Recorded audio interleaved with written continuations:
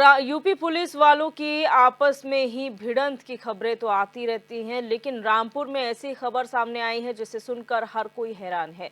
यहां एक महिला सिपाही ने थानेदार यानी एसओ का ऐसा हाल कर दिया जिसे देख हर कोई हैरान रह गया। साथ ही सिपाही से स्कूटी को लेकर हुए विवाद में खुद को प्रताड़ित महसूस कर रही खजूरिया थाने में तैनात महिला सिपाही ने थाना प्रभारी की आंख में मिर्ची पाउडर डाल दिया। उसके बाद उन पर लाठी से हमला कर दिया। महिला सिपाही ने पैर दबवाने के लिए परेशान करने समेत अन्य गंभीर आरोप भी उन पर लगाए हैं। सूचना पर पहुंचे सीओ बिलासपुर ने मामले की जांच करने के साथ ही सीसीटीवी फुटेज को कब्जे में ले लिया है। उधर शुरुआती जांच में आधार पर एसपी राजेश द्विवेदी ने आरोपी सिपाही को निलंबित करके पुलिस लाइन से संबंध कर दिया है।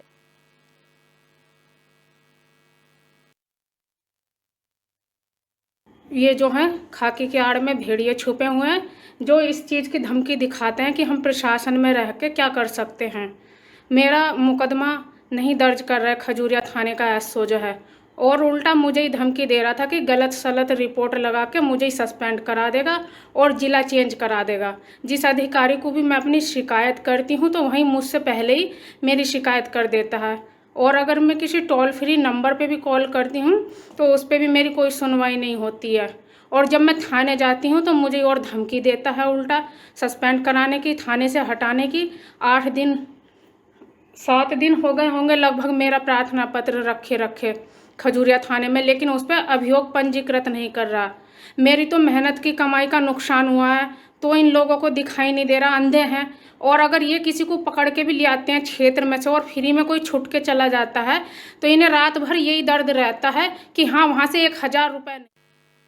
और फ़हीम खान हमारे संवाददाता हमारे साथ जुड़ चुके हैं फोन लाइन पर। फ़हीम, जानकारी चाहेंगे क्या पूरा मामला निकलकर सामने आया है, आखिर विवाद किस बात को लेकर था?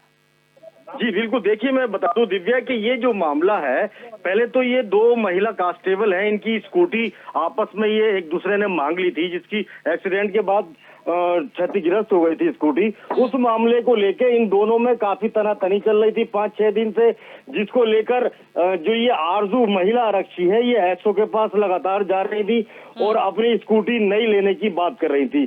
स्कूटी नई ना मिलने की वजह से इसने चाहा कि उसके ऊपर मुकदमा लिखा जाए जिसने उसको नुकसान किया है।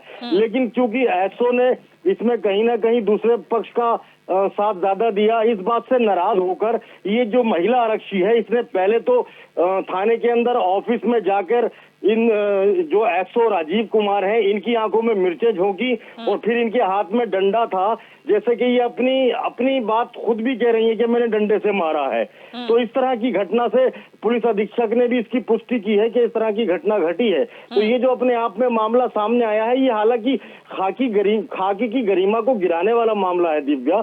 जिस तरह से अगर पुलिसकर्मी इस तरह से भिड़ेंगे तो लोगों में क्या मैसेज जाएगा, जिस तरह से कोई भी चीज छोटी नहीं कर सकती पुलिस, उसी तरह से इस मामले का जो मैसेज गया है वो मैसेज भी अच्छा नहीं है। लेकिन जैसे ही महिला के साथ पुलिस अधीक्षक राजेश द्विवेदी ने कार्रवाई की, उसके तुरंत बाद ही महिला ने वीडियो बनाकर वायरल किया और वायरल करके उसने पूरी अपनी आप बीती बताई है।